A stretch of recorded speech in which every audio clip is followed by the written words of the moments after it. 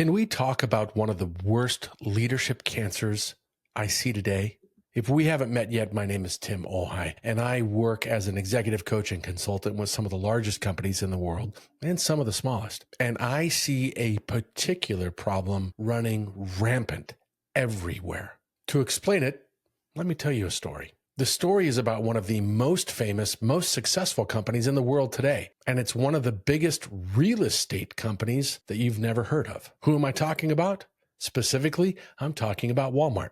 Walmart is huge. It has over 2 million employees, and you can imagine the kind of space required to house all of that activity. Not only do we have supercenters and neighborhood markets and Sam's Clubs and everything else internationally, there are distribution centers and offices for all the support staff that keeps this 2 million person plus organization in motion. Now, with all of that exposure to real estate, you can guarantee that Walmart's leadership is very aware of the risks that come with having such a huge physical footprint. They know what happened to Kmart. They know what happened to Sears. They are very aware of that. And yet they made one of the worst mistakes when it came to understanding that their footprint wasn't just physical. You see, they were caught flat-footed with regard to digital real estate. They made the mistake of thinking .com was simply an add-on to their core business, not their future. Enter Amazon. Within a handful of years, Amazon has literally exploded out of nowhere. What used to be an online bookseller is now the biggest competitor and, frankly, the champion of e-commerce globally. And they're now involved in rockets to space and the entertainment industry through Amazon Prime. They have been so successful, they have literally shoved Walmart to the side when it comes to e-commerce. And they sit exactly one spot behind Walmart on the Fortune 500 list. Walmart's number 1 and Amazon's number 2 as of right now. And all of that with a fraction of the physical real estate that Walmart has. But let me add one more wrinkle to this story. Walmart didn't just have poor positioning for e-commerce. They had allowed their results to justify a variety of other behaviors that when Walmart went to Silicon Valley specifically to get talent, to recruit and build an e-commerce system, that talent did not want to come to Walmart. That talent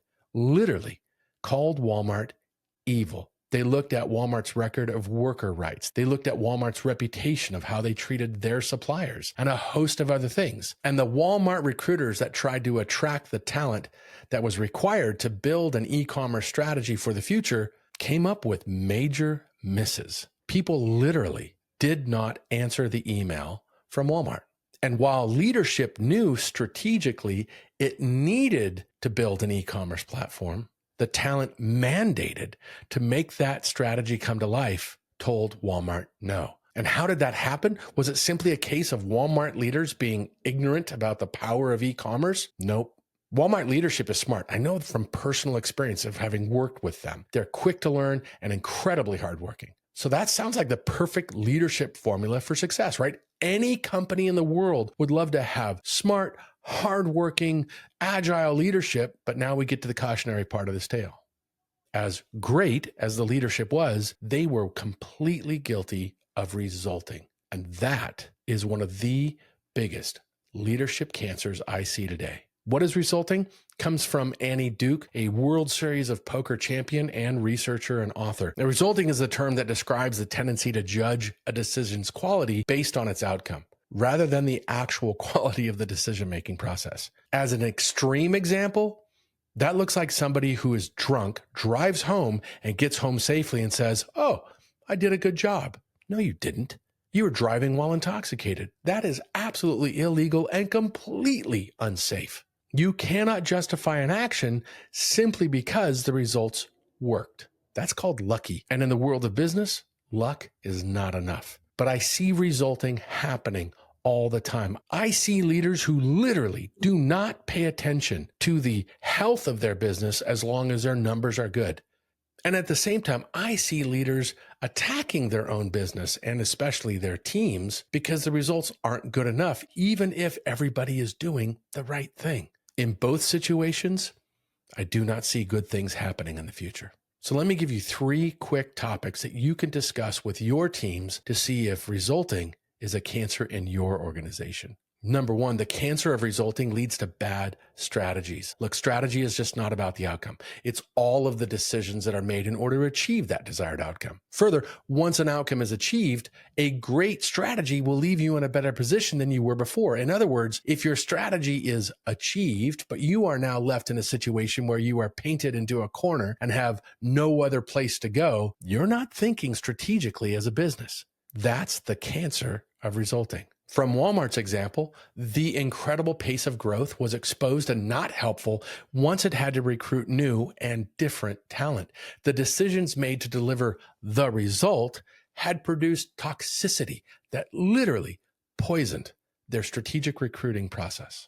Second, the cancer of resulting leads to an erosion of value. In other words, if your organization sees a massive exodus every time bonus checks go out, you have a serious problem. If the stock price hits a certain target and people immediately cash out and leave as soon as they can get what they can, you have a real problem. Short-term successes that are immediately followed by an exodus of the talent that delivered the short-term success is an indicator that the cancer of resulting has eroded the value of staying in that company. Over time, whatever your business is promising to deliver to the market will erode into mediocrity or worse. From Walmart's example, it has literally taken years for Walmart.com to sort of catch up to Amazon's capabilities in e-commerce. Further, Walmart's overall valuation is still just a fraction of what Amazon is worth. And Walmart's overall profitability is currently half of Amazon's. The value that Walmart had decades ago has eroded greatly. Third, you have a problem with the cancer of resulting if you have really weak effectiveness. I'm amazed at the amount of self-justification that senior executives generate in the name of results. When we commit the sin of resulting, we actually start to weaken our effectiveness. We actually start to generate waste. Leaders, if you grind through your people, telling them to do more with less, you're generating waste. If retention is a major concern because you can't attract talent to replace what is exiting your business, leaders, you're literally generating waste. And if you see the workplace data that says today's workforce is stressed beyond belief, and you simply shrug, your organization is generating waste. And please don't be surprised when that chronic waste